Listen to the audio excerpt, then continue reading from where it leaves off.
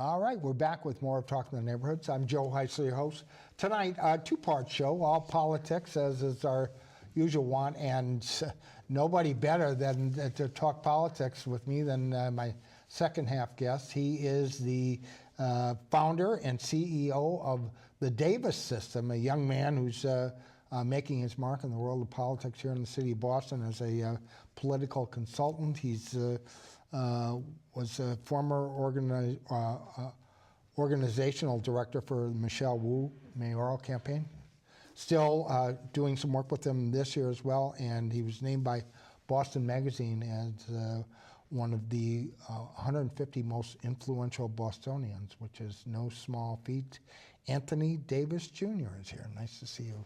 Thank you for having me. Thanks so much for coming back. That's a nice honor to be picked out by Boston Magazine. They do a number of those types of stories, but nonetheless, to be honored and mentioned in good company too. Yeah. I was just going to say. So, congratulations on that.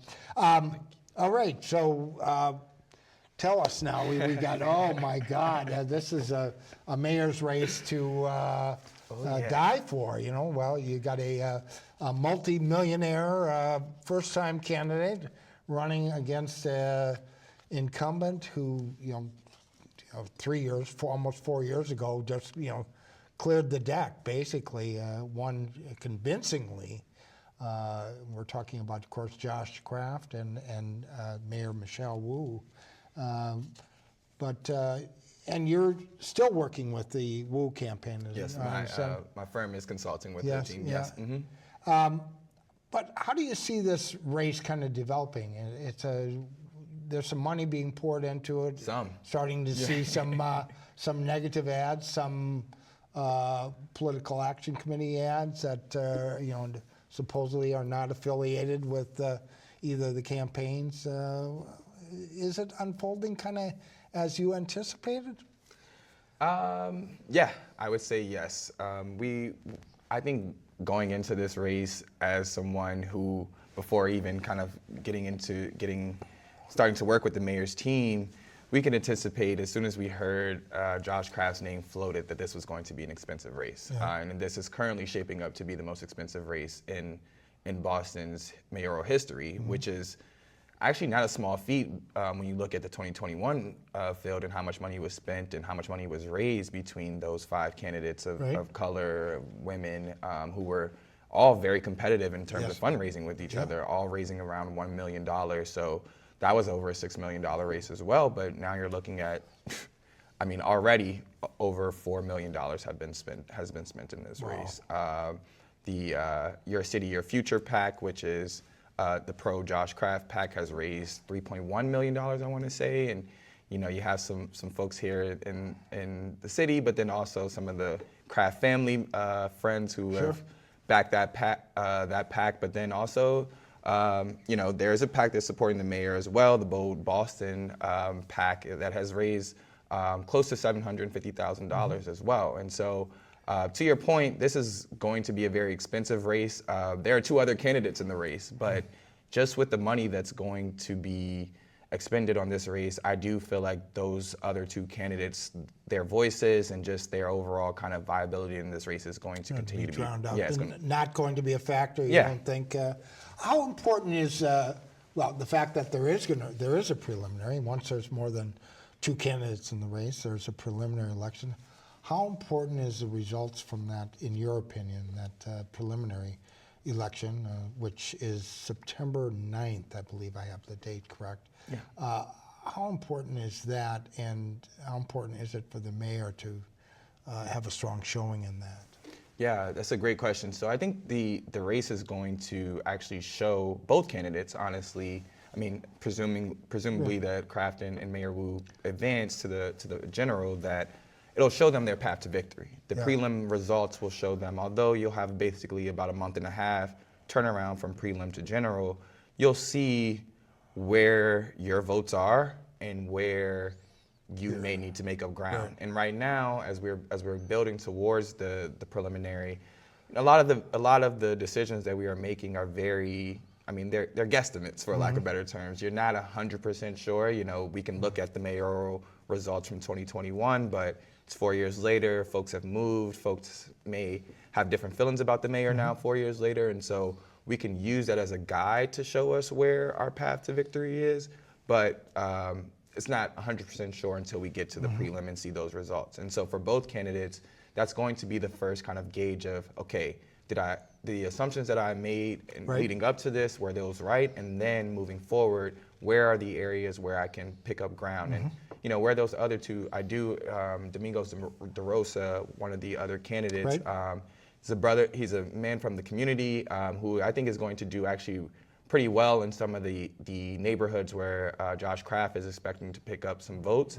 And so I would assume that if I was Kraft, I would try and build some type of coalition with him coming out of the prelim as well. Well, and there's been, interestingly enough, considering you know, the field that formed, you know, 4 years ago, 3.5 years ago, Kraft seems to be anticipating to do well or better, I guess, in the community of color, especially in the African American community. And I'm wondering, you know, is that based on any kind of factual thing? And of course, he obviously worked with the Boys and Girls Clubs for many years, so he's made a lot of contacts and a lot of connections. But I'm wondering if that might just be, you know, pie in the sky. Here is still, nonetheless, a rich white guy who just moved into the city that's, you know, running for mayor. And I'm wondering how much of a factor you see that being. Yeah, so I think a little bit about the parallels of what we just saw play out on the federal level, on the national level, with the election, and how the Black community, specifically Black men, and even, you know, some Black and brown communities, I'll say some Hispanic communities as well, became kind of the target demographic, especially once we got into like the last month or two. It was like, how do we move these votes? How do we engage these votes? And I see, you know, Kraft taking that kind of game plan and taking it a step further by engaging these communities a lot earlier. And I would say he's been. I'm so sorry. No problem. And I would just say he's been very intentional as well about getting into these communities in I would say a very genuine way. I mean, I saw a video on social media a few weeks back. He was at the Juneteenth picnic that happens every year in Franklin Park, and he's like dancing with folks, and it was a bit of cringe, but it was also it looked genuine. It looked like he's making the attempt. Next week he's holding a meet and greet for the Caribbean community with Spark FM, which is a media outlet, and so he's being very intentional about knowing that this is his path to victory and spending the time there to get those votes. He's making the effort. You know, I do find that rather, you know, conversely, talking about you know, the parallels between the, you know, what happened on the federal level, although, you know, he kind of lacks the macho that at least Trump pretends to present. So I don't know how much of a factor that was anyway, but it makes for an interesting thing. Does have a lot of family money that he's bringing to this, so nonetheless, and we may not even know the extent of it until after the election, after the prelim, because some of the stuff isn't reported until later, and of course, money doesn't always decide races, but it sure helps. And is it possible that in this day and age, you know, here in the city of Boston, you know, with, you know, there's kind of a history of, it's got some sordid history, don't get me wrong, but certainly of late of progressive politics for, you know, somebody like him, a rich man, a rich white man in this instance, to, you know, win the election based on spending a whole lot of more money than the incumbent? I would like to think not. Yeah. And I also would say that. But it may be possible. Yes, it is definitely. He has, if anyone has the war chest to do it, it would be him. Right. And you know, the way that you would do it if I was advising is you are continuing to stay on air, you're continuing to to be up with the attack ads, Yeah. especially if you can get, not if you can get, but if you have these PACs who are doing it on your behalf, you as the candidate get a bit of a deniability in that as well. And so you can continue to stay up on air with the resources that he has in a way that continues that name recognition. But I don't see the path to victory. To your point about his background, I think what people just saw happen on the federal level is affecting their ability to really take him seriously as a candidate, beyond the fact that he hasn't really articulated much of a vision for why he's running for office, what he's going to be that's going to be different than what our mayor is doing currently. And so I do think that his path to victory is spending as much money as possible.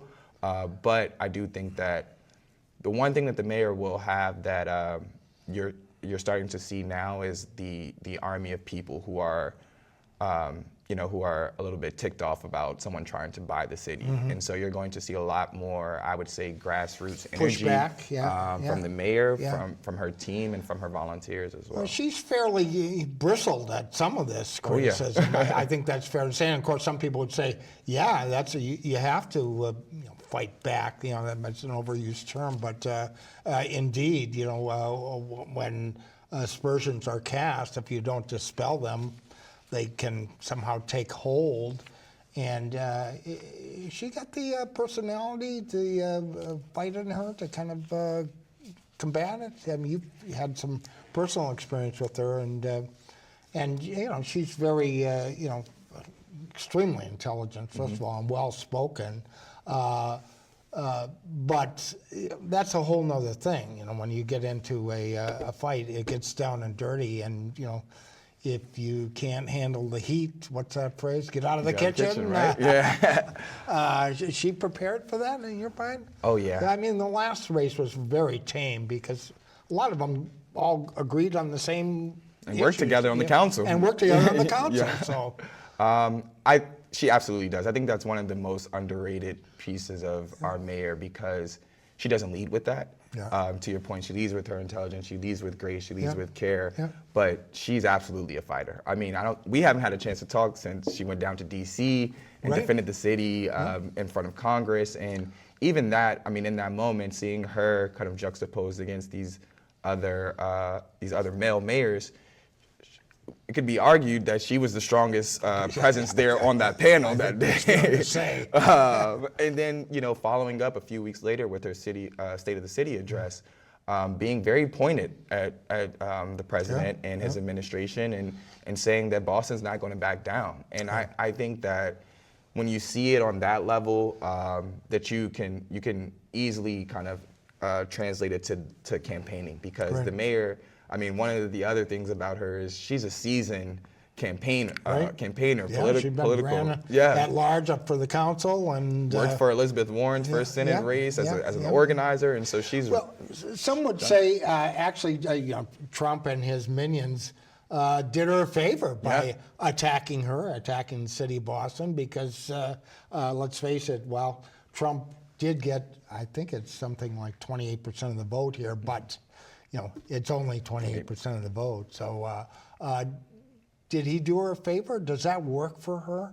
And in a longer term way, of course, who knows with President Trump, every day is a new day and a new twist and turn, and wherever you go with that. But does that work for her? Was that in some ways part of the strategy?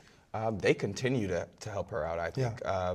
We just recently saw an announcement that some absurd amount of money is being withheld from Boston Public Schools because of the federal government. And I think that the federal government has an idea that they want to make Massachusetts an example of what they can do to other blue states. And for that to continue to be kind of an attack that's being put on, it just gives her added kind of opportunities to do earned media, to get opportunities to be out and show that fight, and to also show folks that, not only am I not going to back down to the Trump administration, but this candidate as well, regardless of how much money he has, I'm going to be in the fight. Right, and in fairness to Kraft, he has said that he's not a Trumper, though his father has donated to the Trump organization and been out front. Well, anyway, it's making for a very interesting race, and we appreciate you sharing your thoughts on it.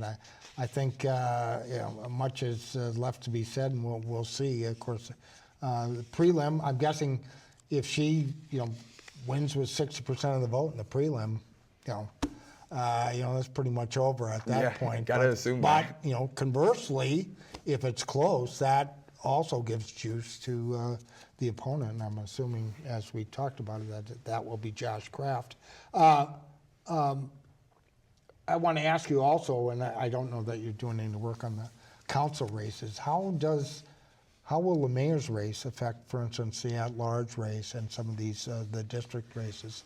In your opinion, are you doing any work for any of the council? Yes. Yes, working with a few of the councilors, a few of the district councilors, and I think that as it was looking at the start of the cycle, it didn't look like there were going to be many competitive district races, but it does look like, I know one that's a lot of folks are talking about is District 7 is going to be extremely competitive, but District 5, we now have a race as well. And so I do think that those races are going to benefit more so than in the past, where I think having competitive district races tends to raise turnout for the mayoral election. I think because of the resources that the two top of the ticket mayoral candidates are going to be pouring in, it's going to actually raise turnout for some of those district races as well. Does that help or hurt anybody, in your opinion? I mean,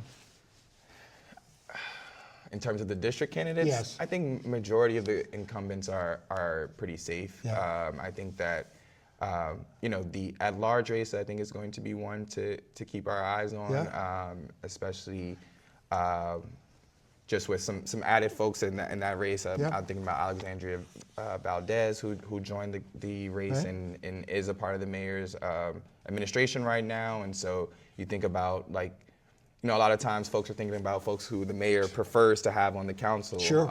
And she did very well in the last. Oh yeah. in our last She's got a lot of friends on the council now. Yeah, and I would assume that she wants to do the same, and so this time around, and even more so going into another 4 years. And so I think that as much as she can, she's also going to use her kind of infrastructure and apparatus to help, support those help candidates. Some candidates, and that'll be interesting. Has the indictment and guilty plea by Councilor Tanya Fernandez Anderson, former councilor, has that hurt the reputation of the council, do you think? And could that have an impact on, certainly in District 7, which is she represented before her resignation this past week, but has that put a kind of a dark cloud over the council and voters' minds? Do you see any of that? I don't see much of that. I think that, a lot of folks kind of separate the actions of the councilors, and even we've seen some other kind of salacious kind of scandals that have been politicized, I would say, more so than needed. And folks are starting to, I think, separate, folks' actions as individuals from the action of the body as a whole. And even seeing some of the decisions that some of the councilors recently made in terms of blocking some federal funding coming into the city. I think that right now, a lot of things are being seen as being used for political nature. And so whether it's good or bad, whether it's someone on the council trying to block something to make the mayor look bad, it's a lot of folks are seeing it for what it is, I think. And we probably won't know whether any of it's stuck until after we see the vote totals. Again, Anthony Davis Jr., he's the founder and the CEO of the Davis System, who focuses on organizing for campaigns, and he's been mentioned as one of the 150 most influential Bostonians by Boston Magazine. Thanks so much for coming in and joining us. Thanks I for appreciate having me it. Nice to have you. You're watching Talk to the Neighborhoods here on the Boston Neighborhood Network. We're here tonight and every Thursday night at the same time. We'll be back next week. Until then, for the entire staff and crew here at the Boston Neighborhood Network, have a pleasant evening. Good night.